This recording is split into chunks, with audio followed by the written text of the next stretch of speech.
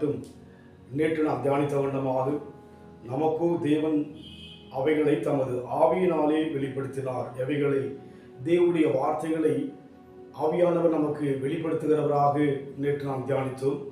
இந்த வேளையில் கூட இன்னும் தெளிவாய் அறிந்து கொள்ளும்படியாக 2 கொரிந்தியர் 3ஆம் அதிகாரம் 17ஆம் வசனம், கர்த்தரே ஆவியானவர், கர்த்தருடைய ஆவி எங்கேயோ அங்கே விடுதலை உண்டு என்று சொல்லி பார்க்கிறோம். The Lord is Spirit. தேவன் ஆவியாக இருக்கிறார் என்று சொல்லி பார்க்கிறோம். இயேசு கிறிஸ்து 2000 ஆண்டுகளுக்கு முன்பாக மாம்சத்தில் கடந்து வந்து இந்த உலகத்தில் இஸ்ரவேல் தேசத்திலே 33 ஆண்டுகள் வாழ்ந்ததாக நாம் வேதத்தில் பார்க்க முடியும். மாம்சமாய் இருந்தபோது ஒரு குறிப்பிட்ட இடங்களுக்கு அவர் கடந்து போனதாய் பார்க்கிறோம்.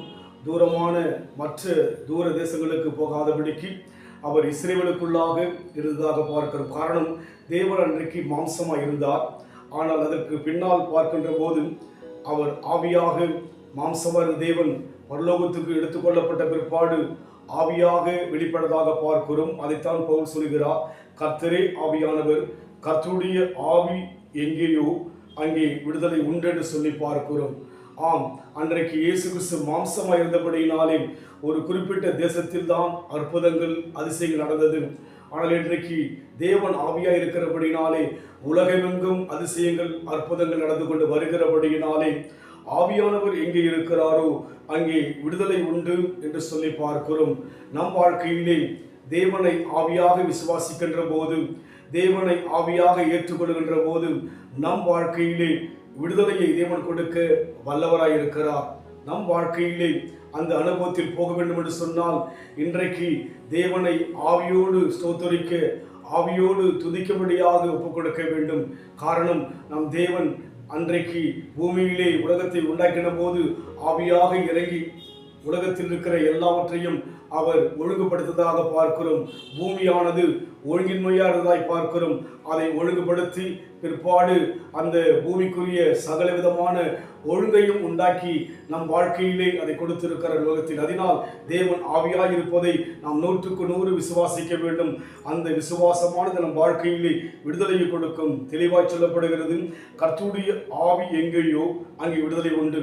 நம் வாழ்க்கையிலே குடும்பத்தில் வீட்டில் இருக்கும்போது, பிள்ளைகளோடும் கூட குடும்பத்தோடு இருக்கும்போது அங்கே தேவன் ஆவியாய் இருக்கிறார் சொல்லி நாம் விசுவாசிக்கும் போது, விசுவாசித்தால் தேவனுடைய மகிமையை காண்பீர்கள் சொல்லி பார்க்கிறோம். அதனால் தேவன் ஆவியாய் இருக்கிறார் என்கிற அந்த நம்பிக்கைக்குள்ளாக நாம் கடந்து போவோம்.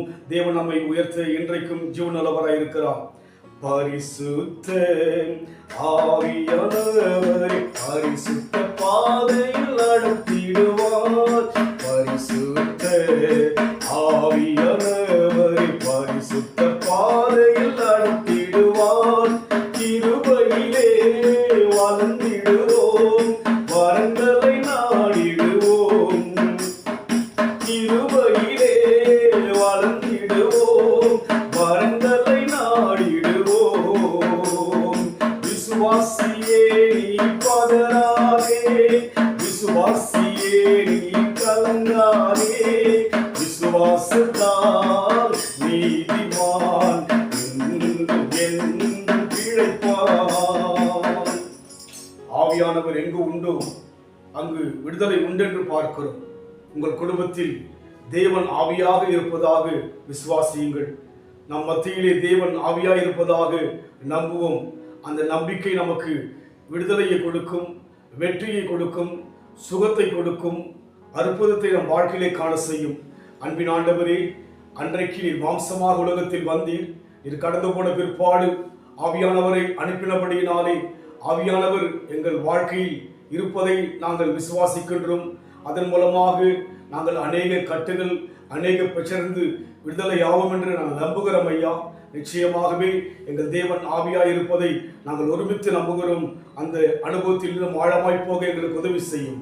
இயேசுவின் நாமத்தில் பிதாவே, ஆமென். கர்த்தர் ஆசீர்வதிப்பாராக. God bless you.